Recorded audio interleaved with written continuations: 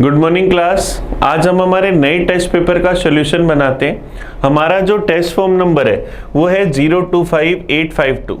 ये हमारे पास सीजीएल के एग्जाम की टेस्ट सीरीज है जिसमें मैथ्स के टोटल 25 क्वेश्चंस आते हैं। तो हम इन 25 क्वेश्चंस का एनालाइज करते हैं आज के पेपर को स्टार्ट आज के पहले क्वेश्चन से। पहला क्वेश्चन ये रहा हमारी स्क्रीन पर। पहला क्वेश्चन देखो हमें क्या करें। The ratio of two number is 4:5, HCF is 8, then their LCM is. हम लोगों को पता है कि नंबर्स का जो LCM होता है वो हमारे पास क्या होता है HAB। तो HCF हमारे पास कितना है 8, नंबर्स के रेशियो है 4:5, तो क्या आ जाएगा 8 × 4 32 × 5 160। तो इसका LCM क्या आ जाएगा 160। तो दो नंबर्स का LCM हमेशा क्या होता है HAB। HCF पता है, दोनों नंबर्स के रेशियो पता है, तो मल्टीप्लाई करते ही LCM आ गया। नेक्स्ट क्वेश्चन की ओर बढ़ते हैं 52 की ओर।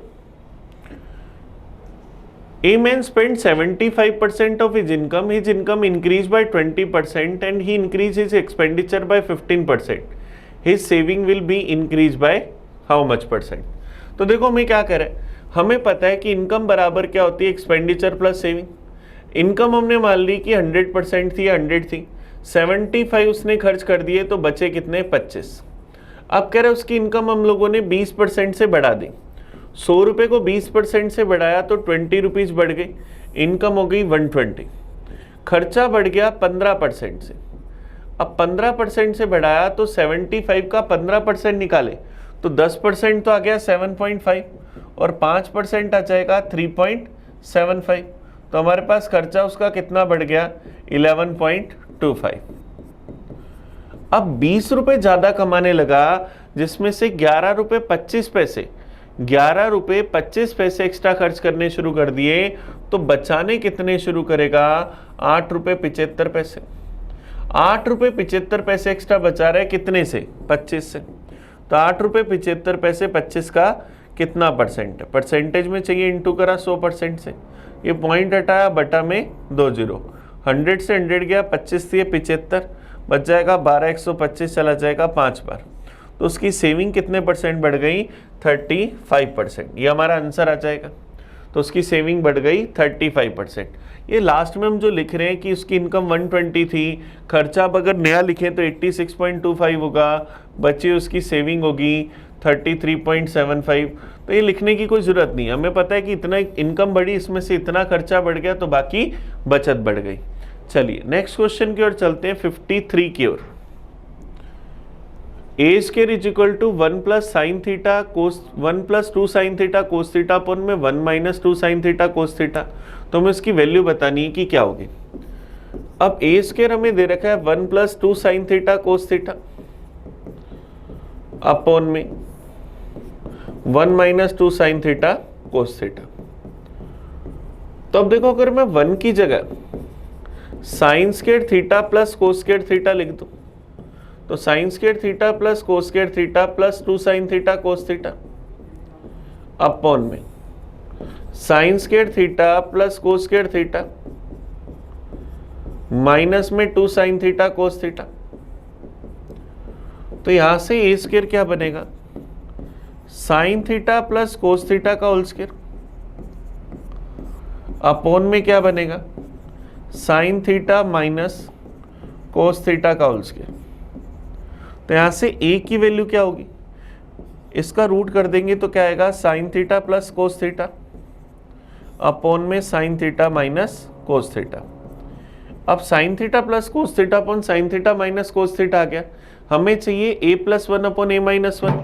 तो ये a/1 अगर मैं यहाँ से CND रूल लगा दूँ तो क्या लिखूंगा a + 1 अपॉन a - 1 बराबर sine theta upon cos theta, और sine theta upon cos theta क्या बनेगा tan थीटा। तो हमारे पास ऑप्शन डी इसका सही आंसर आ जाएगा। तो ऑप्शन डी इसका सही आंसर है। चलिए नेक्स्ट क्वेश्चन की ओर बढ़ते। Question number 54। N isosceles right angle triangle has area 1 square unit, what is its perimeter. एक समद्विबाहु समकोणीय त्रिभुज का क्षेत्रफल। अगर हमारे पास कोई भी समद्विबाहु समकोणीय त्रिभुज होगा तो उसमें ये दोनों भुजाओं की लंबाई बराबर होगी और ये √2 गुना होगी। अब ट्रायंगल का एरिया होता है 1/2 बेस इंटू हाइट, तो 1/2 a इंटू ए, इसका एरिया कितना दे रखा है 1, तो ए स्क्वायर की वैल्यू क्या आएगी 2, तो ए की वैल्यू क्या आ जाएगी √2, ए की वैल्यू √2 आएगी, तो ये भुजा √2, ये भुजा √2 और ये √2 का इंटू √2 तो मतलब 2, तो मुझे इसका पेरीमीटर चाहिए, तीनों की लेंथ का टोटल निकाल लें। तो पेरीमीटर हमारे पास क्या आ जाएगा √2 प्लस √2 प्लस 2, तो क्या आ जाएगा 2√2 प्लस 2, तो यहाँ से 2 कॉमन ले लो, 2 इंटू √2 प्लस 1, इतने यूनिट या इकाई, तो क्या आ जाएगा answer option D 2 into √2 plus 1 unit. चलिए नेक्स्ट क्वेश्चन की ओर बढ़ते हैं, क्वेश्चन नंबर 55। क्वेश्चन नंबर 55 देखो हमें क्या कह रहा है, a circle water fountain 6.6 metre in diameter is surrounded by a path of width 1.5 metre, the area of this path in square unit is. हमें कह रहे एक 6.6 मीटर व्यास वाला पानी का वर्तीय झरना एक 1.5 मीटर चौड़ाई वाले पथ से चारों ओर घिरा हुआ है, तो इस पथ का हमें एरिया बताना है कि क्या होगा। अब ये हमारे पास क्या है 6.6 मीटर डायमीटर वाला पानी का वर्तीय झरना मतलब 3.3 इसकी रेडियस होगी। अब ये क्या है 1.5 मीटर चौड़े पथ से घिरा हुआ है, तो इसकी बाहर वाले की अगर मैं रेडियस निकालूं तो 3.3 प्लस 1.5 मतलब 4.8 मीटर इससे घिरा हुआ है। तो हमें क्या करना है इस पथ का एरिया बताना है। अब ये स्मॉल आर ये कैपिटल आर, तो पथ का एरिया क्या होगा, ये कैपिटल आर, अगर हम यहां से पथ का एरिया निकालें तो क्या करें, पूरे बड़े वाले सर्किल के एरिया में से छोटे वाले सर्किल का एरिया घटा दें। पाई की value 22/7, r square minus r square को क्या लिख सकते हैं r plus r into r minus r, और ये पाई की टर्म में है तो इसको 22/7 ना लिखकर पाई लिख लें, तो क्या आ जाएगा pi into r plus r 4.8 plus 3.3 into के अंदर 4.8 माइनस में 3.3, तो पाई इंटू 8 और 3 11 8.1 इंटू के अंदर 1.5, क्योंकि पथ की चौड़ाई दोनों का डिफरेंस होगी, तो यहाँ से 8.1 और 1.5 को मल्टीप्लाई करूंगा क्या आ जाएगा 12.15 पाई, तो हमारे पास पथ का एरिया क्या आ जाएगा ऑप्शन सी 12.15 पाई। ये हमारा आंसर आ गया। 8.1 को 1.5 से गुना करना बड़ा इजी है, 8 को गुना करा 1 से, 8.5 से गुना करा 4 12 पॉइंट समथिंग बनेगा, तो एक ही ऑप्शन है, और एक का एक गुना करा 1.5 गुना करा 0.5 1.5, ये हमारे पास बन गया। चलिए नेक्स्ट क्वेश्चन की ओर बढ़ते हैं, क्वेश्चन नंबर 56। 47.2506 इसके बराबर है, तो हमें इसकी वैल्यू बतानी है कि क्या होगी। 47.2506 बराबर 4a plus 7/b plus 2c plus 5/d plus 6c, ऐसा हमें दे रखा है। अब क्या इसको मैं 40 प्लस 7 प्लस 0.2 प्लस 0.05 प्लस 0.0006 ऐसा लिख सकता हूँ। ये किसके बराबर है 4a 7/b plus 2c 5/d plus 6e के। तो यहां से देखो अगर अपन देखें तो 40 बराबर अगर 4a तो a की वैल्यू 10, 7 बराबर 7/b तो b की वैल्यू 1, 0.2 बराबर 2c, पॉइंट हटाया बटा में 10, 2 से 2 गया, c बराबर 1/10, 0.05 बराबर 5/d, पॉइंट हटाया बटा में 100, 5 से 5 गया, d बराबर 100, 0.0006 बराबर 6e, पॉइंट हटाया बटा में 10,000, तो e बराबर 6 से 6 कट गया 1/10,000, ये हमारे पास आ गया। तो अब हमें क्या चाहिए, हमें वैल्यू किसकी फाइंड करनी है 5a plus 3b plus 6c plus d plus 3 की। तो a की जगह हम क्या रख सकते हैं 10, b की जगह हम रख सकते हैं 1, c की जगह रख सकते हैं 1/10, d की जगह 100 और e की जगह 1/10,000। तो ये क्या बनेगा 50 प्लस 3 प्लस 0.6 प्लस 100 प्लस 0.0003, तो क्या बनेगा 153.6003। ये हमारे पास सच आएगा। अब ये कौन सा ऑप्शन है? Option C. तो क्वेश्चन नंबर 56 का आंसर क्या आ गया? Option C. चलिए नेक्स्ट क्वेश्चन की ओर बढ़ते हैं। Question number 57। A certain sum of money become 2250 at the end of 2 years and become 2625 at the end of 5 years. If the person receive only simple interest, then the rate of interest is। 5 साल बाद की amount क्या है? 5 साल बाद की amount है हमारे पास 2625। इसमें क्या होगा? प्रिंसिपल प्लस 5 साल का SI। फिर हमारे पास 2 साल बाद की अमाउंट क्या है? 2250। इसमें क्या होगा? प्रिंसिपल और 2 साल का SI। दोनों का अगर अपन डिफरेंस निकाल लें तो यहाँ से प्रिंसिपल कट जाएगा। 5 साल के SI में से 2 साल का SI गया, बचा 3 साल का SI। यहाँ से मेरे पास क्या जाएगा? 375। 3 साल का SI 375, तो 1 साल का SI 125। 1 साल का SI 125 रुपये, तो 2 साल का SI 250 रुपये। तो अब अगर मैं इस वैल्यू को इस इक्वेशन में रख दूं तो 2250 रुपये में क्या? एक तो प्रिंसिपल, एक 2 साल का SI 250 रुपये, तो प्रिंसिपल क्या आ जाएगा? 2000। प्रिंसिपल आ गया 2000 रुपये। 1 साल का SI 125 रुपये में रेट बतानी। रेट क्या होती है? 1 साल का SI परसेंटेज में, तो 125 रुपये मिल रहे कितने पर? 2000 रुपये पर। परसेंटेज में चाहिए, इंटू कर दिया 100% से, तो 125 रुपये मिले 2000 रुपये पर। तो यहाँ से 2 0 से 2 0 कैंसिल। अब यहाँ से अपन रेट निकाल लें तो 125 में 20 का भाग देते। 5 से अगर मैं काट दूँ तो 25/4% या 6.25%। तो ब्याज की दर क्या गई? 6.25%। ये हमारा आंसर आ गया। तो हमारे पास इस क्वेश्चन में सीधा सीधा हमने रेट निकाल ली। नेक्स्ट चलते हैं क्वेश्चन नंबर 58। तो देखो 58 हमें क्या करें? A book seller sell a book at a profit of 10%. If he bought it at 4% less and sold it for ₹6 more, he would have gained 18 say 3/4%. The cost price of book is। अब देखो उसे 18 से 3/4% का profit होता है। अगर आप लोग जानते हैं कि 6 से 1/4% किसकी वैल्यू होती है? 1/16 की। तो हम अगर इसका 3 गुना कर दें तो 3/16 किसकी वैल्यू होगी? 18 से 3/4% की। चलिए, तो हमें कह रहे हैं एक बुक विक्रेता 10% के लाभ पर बुक को बेचता है। मान लिया कॉस्ट प्राइस 100 है, 10% के प्रॉफिट पर बेचता है, मतलब कितने में बेचता है? 110 में। अब कह रहे हैं अगर वैसे 4% कम में खरीदता तो कितने में खरीदता? 96 में। तो उसे 18 से 3/4% का प्रॉफिट होता। 18 से 3/4% का मतलब क्या हुआ? उसे 3/16 का प्रॉफिट होता।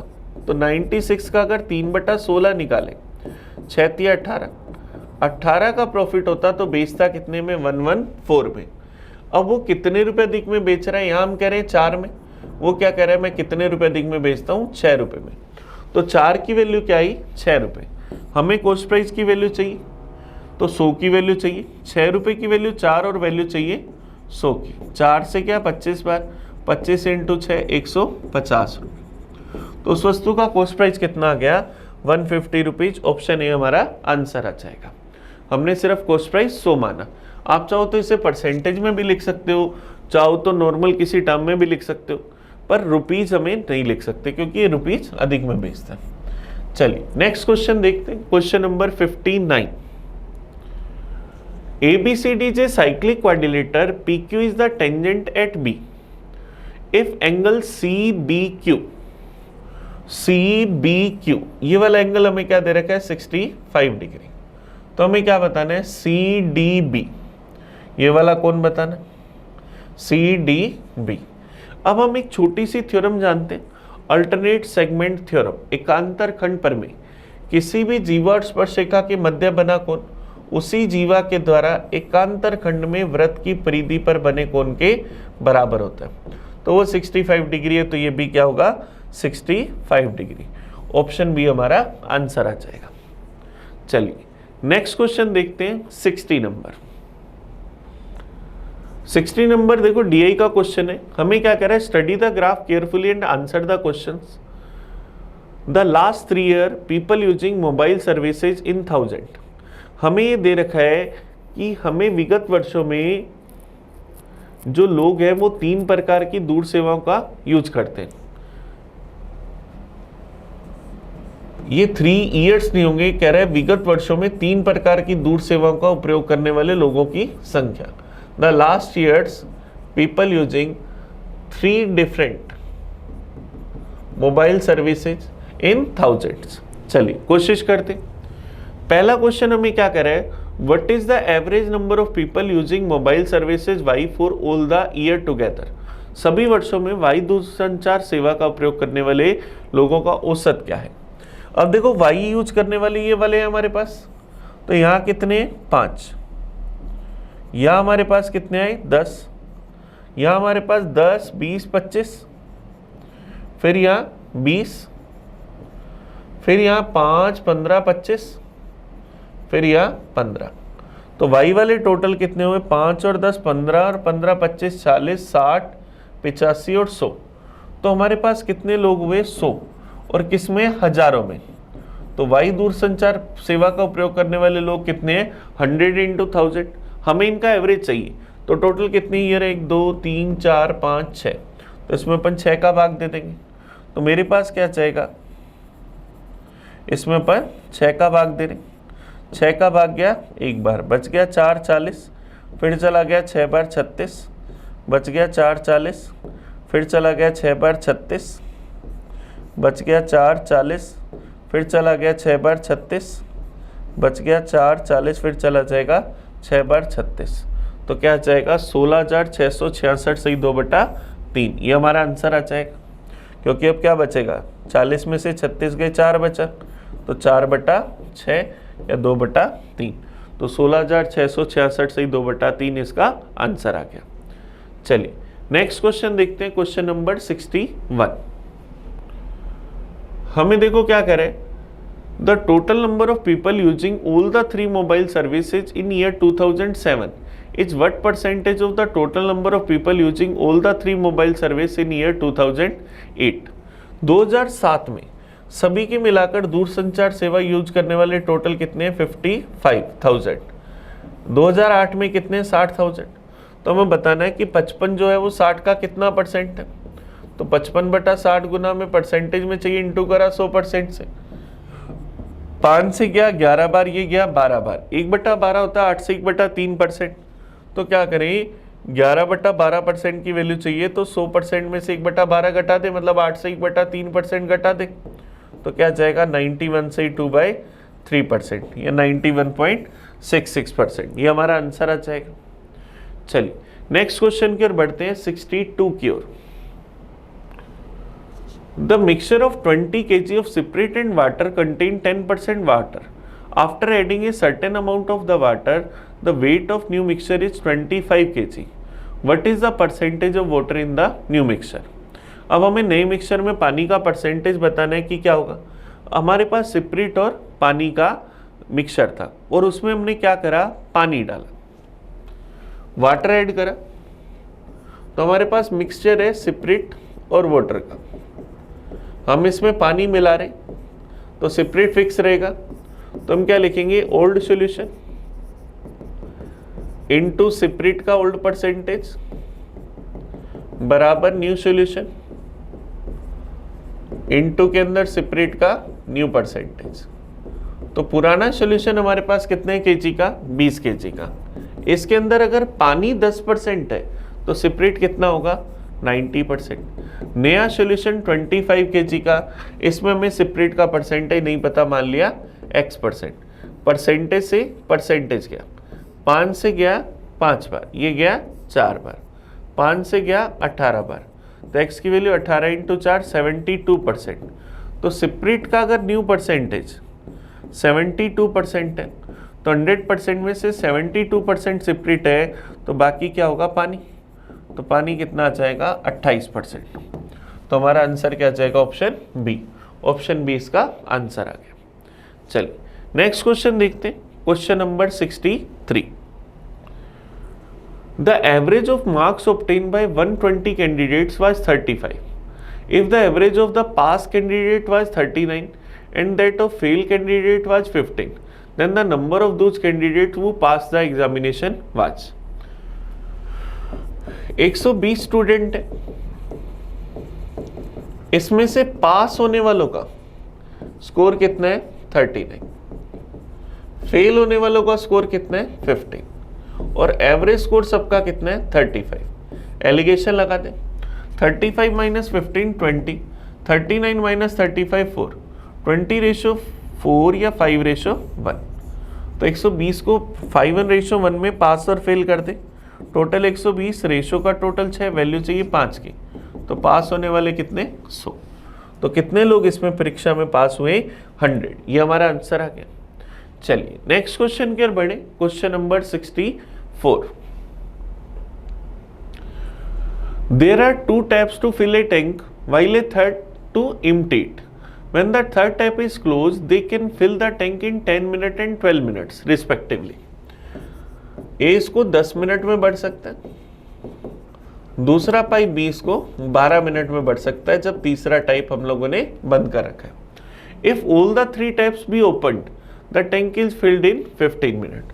अगर ABC तीनों मिलकर काम करे तो टैंक कितने मिनट में भर जाता है, 15 मिनट।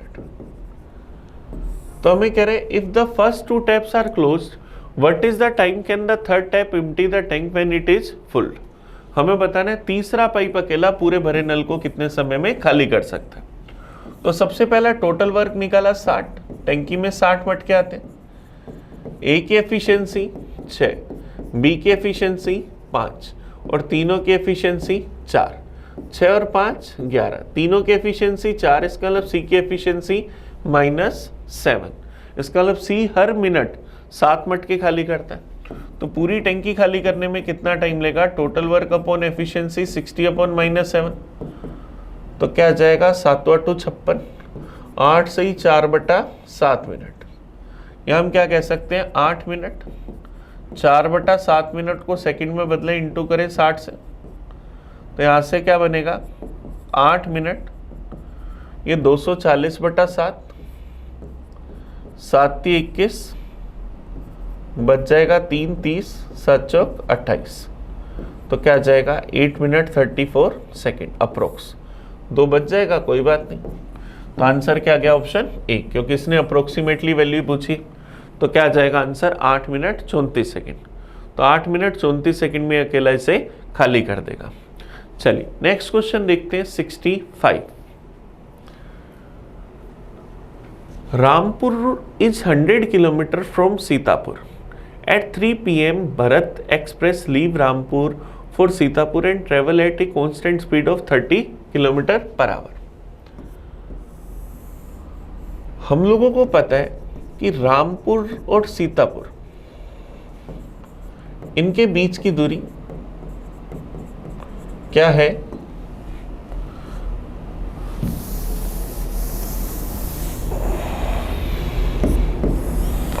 हम लोगों को पता है कि रामपुर और सीतापुर इनके बीच की दूरी क्या है, 100 किलोमीटर। अब रामपुर से सीतापुर के लिए शाम को 3 बजे भरत एक्सप्रेस लीव करती है 30 km/h की स्पीड से। भारत एक्सप्रेस लीव करती है 30 km/h की स्पीड से। फिर हमें कह रहे हैं 1 hour later Lakshman mail leave Sitapur for Rampur and travel at the constant speed of 40 km/h। 1 घंटे बाद मतलब शाम को 4 बजे यहां से क्या होगा, लक्ष्मण मेल चलेगी सीतापुर से रामपुर के लिए 40 km/h की स्पीड से। हमें कह रहे हैं east train make 1 stop only at the station 10 km from the starting point and remain there for 15 minutes. Which train is nearest to Rampur? हमें बताना है कि ये एक बार रुकती है जब दोनों ट्रेन गाड़ियाँ मिलती है, जब दोनों रेलगाड़ियाँ मिलेंगी तो कौन सी रेलगाड़ी रामपुर के समीप होगी, ये हमें बताना है। अब देखो दोनों अपोजिट डायरेक्शन से चल रही, किसी भी पर्टिकुलर टाइम चली, पहले मिलने का टाइम चलने का टाइम सेम बना दिया, फिर क्या हुआ जब भी ये चली तो ये रास्ते में कहीं आकर मिल गई, किसी ना किसी एक पर्टिकुलर पॉइंट पर तो मिलेंगी। उस पर्टिकुलर पॉइंट पर दोनों ट्रेनें होंगी क्या कि भारत एक्सप्रेस भी होगी और लक्ष्मण एक्सप्रेस भी होगी, लक्ष्मण मेल भी होगी, तो दोनों इस पॉइंट पर सेम पॉइंट पर होंगी। तो अब हमें क्या कह रहा है, जब दोनों ट्रेनें मिलती हैं तो कौन सी ट्रेन रामपुर के पास में होगी, तो दोनों ट्रेनें रामपुर से इक्वल डिस्टेंस पर होंगी, दोनों ट्रेनें रामपुर से इक्वल डिस्टेंस पर होंगी, तो क्या आ जाएगा, दोनों समान दूरी पर है, दोनों क्या होंगी, समान दूरी पर है। क्लियर है क्या? तो हमें यहां पर इंग्लिश में एक छोटा सा करेक्शन करना है। Which train is near to Rampur when both trains meet, है ना, दोनों ट्रेनें जब मिलती हैं तो हमें बताना है कौन सी ट्रेन जो है नियरेस्ट होगी, नियरर होगी रामपुर के। तो आंसर क्या जाएगा, बोथ आर इक्विवेलेंट। चलिए नेक्स्ट देखते हैं question number 66। 2x minus ky plus z is a factor of 9y square minus z square minus 2xz plus 6xy. Then the value of k is equal to, हमारे पास function है 9y square minus Z square minus 2xz plus 3xy, ये हमें दे रखा है। अब इसको क्या मैं 3y का स्क्वायर माइनस में z का स्क्वायर माइनस 2x अगर मैं कॉमन ले लूँ या प्लस का 2x अगर मैं कॉमन ले लूँ तो यहाँ से, या इसको मैं इस तरह से लिख लेता हूँ, ये z का square plus 6xy minus 2xz, ऐसा लिख दिया, इनको आगे पीछे लिख दिया। तो ये क्या बना, a square minus b square, a minus b into a plus b, 3y minus z into 3y plus z. अब इसमें से अगर मैं 2x कॉमन लूँ तो क्या आएगा, 3y माइनस जेड। पूरी इक्वेशन में से 3y माइनस जेड अगर मैं कॉमन ले लूँ तो क्या आएगा, 3y plus Z plus 2x। अब हम लोगों को एक फैक्टर दे रखा है 2x minus ky plus Z, मतलब इसको इससे कंपेयर कर रखा है। तो इसको जब कंपेयर करेंगे तो 3y बराबर किसके होगा, माइनस ky के, y से y कट जाएगा तो माइनस k बराबर 3, तो k बराबर माइनस 3। तो ऑप्शन क्या आ जाएगा, ए, ऑप्शन ए इसका आंसर आ जाएगा। नेक्स्ट क्वेश्चन देखते हैं 67। If in A triangle ABC angle B is equal to 2 times of C and the bisector of B meet CA in D, then the ratio BD ratio BC would be equal to। चलिए हम कोशिश करते हैं। हमने सबसे पहले triangle बनाया BABC, कोण B का समद्विभाजक AC को किस बिंदु पर मिलता है, D पर। एंगल C अगर मैं थीटा लूंगा तो B 2 थीटा होगा, तो ये भी थीटा हो जाएगा और ये भी क्या हो जाएगा, थीटा। तो ये दोनों थीटा होंगे तो ये दोनों आपस में क्या होंगे, बराबर। BD और DC आपस में क्या हो जाएंगे, इक्वल। अब BD और DC इक्वल हो जाएंगे। अब हमें किसका रेशियो बताना है, BD और BC का। BD एक तो इसका और इसका, इन दोनों का रेशियो बताना है। हमें एंगल बाइसेक्टर की एक छोटी सी थ्योरम पता है, एंगल बाइसेक्टर सामने वाली साइड को उसी रेशियो में बांटता है जिन दो साइड्स के रेशियो से वो बना होता है।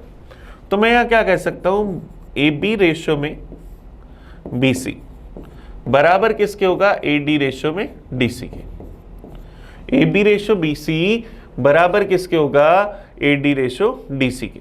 अब DC की जगह क्या मैं BD लिख सकता हूँ, तो AB रेशियो BC बराबर AD रेशियो में BD, क्योंकि दोनों आपस में क्या है, इक्वल है, तो DC की जगह BD रख दिया। अब मेरे को रेशियो चाहिए BD और BC का, तो BD और BC का, इस BD को मैं ऊपर ले जाता हूँ, तो BD अपॉन BC बराबर AD अपॉन AB, इनको अपन रिप्लेस कर देते। तो AD अपॉन AB मतलब AD ratio AB। Option C हमारा आंसर आ गया। चलिए नेक्स्ट क्वेश्चन देखते हैं 68 नंबर। 68 नंबर हमें क्या करे, a certain sum of money lent at a certain rate of compound interest grows to 1.44 times its value in 2 year. If the same sum is lent at simple interest at the same rate in how many year it would be double itself। हमें कह रहे हैं कि हमने क्या करा, compound interest पर कोई प्रिंसिपल उधार दिया, तो 2 साल में कंपाउंड इंटरेस्ट से हमारी अमाउंट जो है 1.44 टाइम्स हो गई। मतलब अगर 100 रुपए थे तो 144 रुपए हो गए। अब 100 रुपए से 144 रुपए हो गए, तो यहां पर ये 10 का स्क्वायर और ये 12 का स्क्वायर बना। टाइम 2 साल है तो स्क्वायर इसके टाइम को रिप्रेजेंट कर रहा है, इसका मतलब 10 से 12 हो गई। तो रेट क्या हो गई, 2 रुपए ब्याज मिला 10 पर, परसेंटेज में चाहिए इंटू करा 100%, तो रेट क्या हो गई 20%। अब रेट 20% हो गई। अब हमें कह रहे हैं समान धनराशि को समान दर से साधारण ब्याज पर दिया जाए तो वह कितने वर्ष में 2 गुना हो जाएगी। तो अब अगर मुझे 100 रुपए को 200 रुपए बनाना है 20% की दर से, तो टाइम बताना है, मतलब कितना सिंपल इंटरेस्ट चाहिए 100 रुपए। 100 रुपए पर 100 रुपए सिंपल इंटरेस्ट चाहिए, मतलब एसआई परसेंटेज 100%। 20% की रेट से टाइम चाहिए तो क्या आ जाएगा, एसआई परसेंटेज अपॉन रेट। तो कितने सालों में हो जाएगा, 5 सालों में। तो ये राशि इसी दर से 5 सालों में 2 गुना हो जाएगी। ये हमारा आंसर आ जाएगा। अब कई लोग इसको देखकर ही पता लगा लेते हैं कि 1.44 गुना हुई, मतलब 0.44 ब्याज मिला 1 पर, तो मतलब रेट क्या गई 20%। रेट 20% तो 2 गुना करना है तो 5 साल लगेंगे, 5 गुना 20 100% बन जाएगा, मतलब डबल हो जाएगी। नेक्स्ट देखते हैं 69 नंबर। हमें कह रहे हैं man can row 44 kilometre downstream in 4 hour. Distance travel कर रहा है 44 किलोमीटर कितने टाइम के अंदर, 4 घंटे में, डाउन स्ट्रीम में धारा की दिशा में। तो 44/4 डाउन स्ट्रीम क्या जाएगी 11 किलोमीटर पर आवर।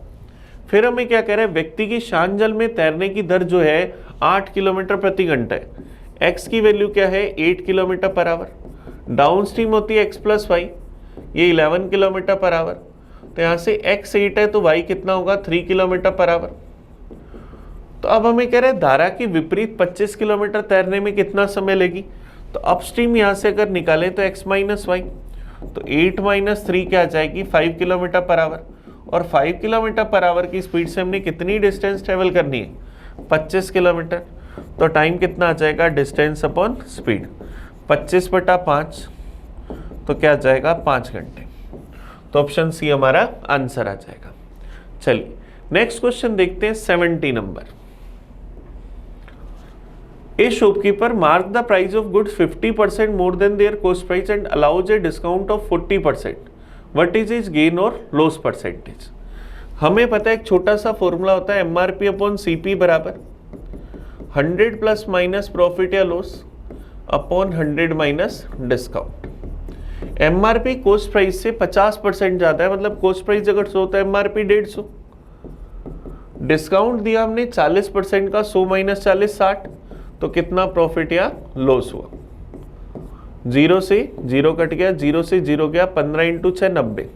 अब 100 से कम आ रहा है तो लॉस हो रहा है, तो लॉस कितना हो रहा है 100 - 90 10, तो उसे 10% की हानि हो जाएगी। तो ऑप्शन क्या आ जाएगा बी, लॉस ऑफ 10%। चलिए नेक्स्ट क्वेश्चन देखते हैं 71। tan θ = 1, तो हमें इसकी वैल्यू बतानी है कि क्या होगी। अब tan θ 1 होता है, इसका मतलब थीटा कितना है 45 डिग्री। 45 डिग्री पर sin θ 1/√2 और cos θ भी 1/√2, तो दोनों की वैल्यू सेम होती है।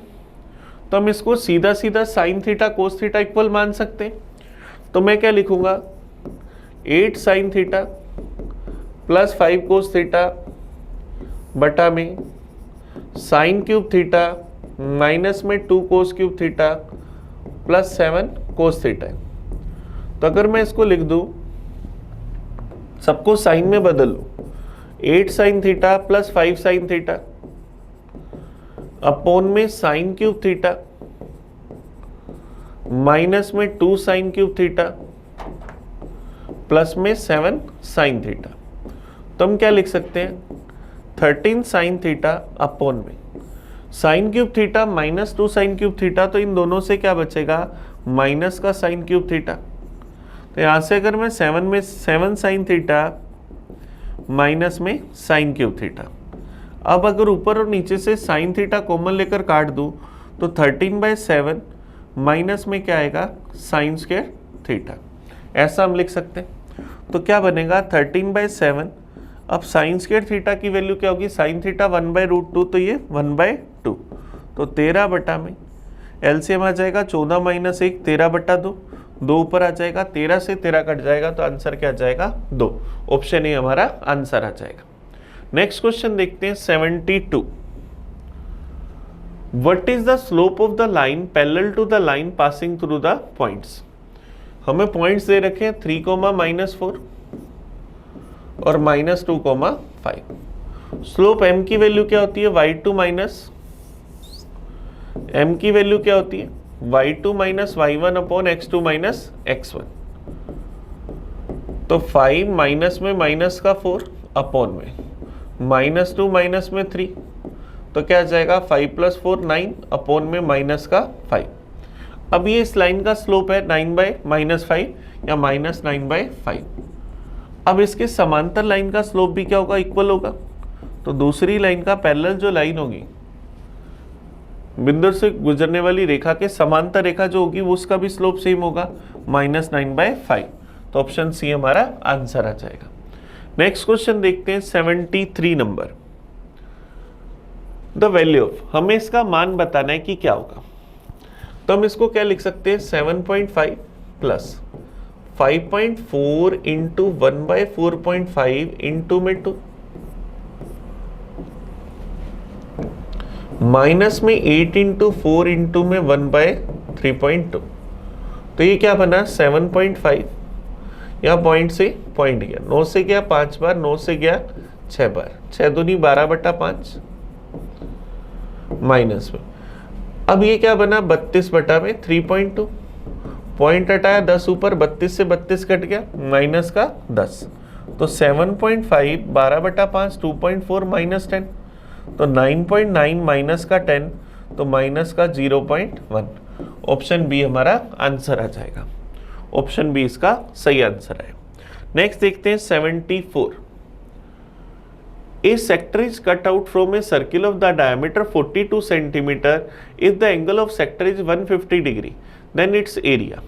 अब हम लोगों को पता है कि सेक्टर का एरिया क्या होता है, πr² थीटा अपॉन 360 डिग्री। पाई की वैल्यू 22/7 लेनी, डायमीटर 42 तो रेडियस 21, एंगल है 150 डिग्री अपॉन में 360। तो 0 से 0 गया, 7 से गया 3 बार। अब यहाँ से अगर मैं इसको 3 से काट दूँ तो ये क्या 12 बार। फिर अगर मैं इसको 3 से काट दूँ, ये क्या 4 बार, ये चला गया 5 बार। 2 से गया 2 बार, ये गया 11 बार। तो क्या है 11 गुना 21 गुना 5/2, 21 इंटू 5 105 गुना 11।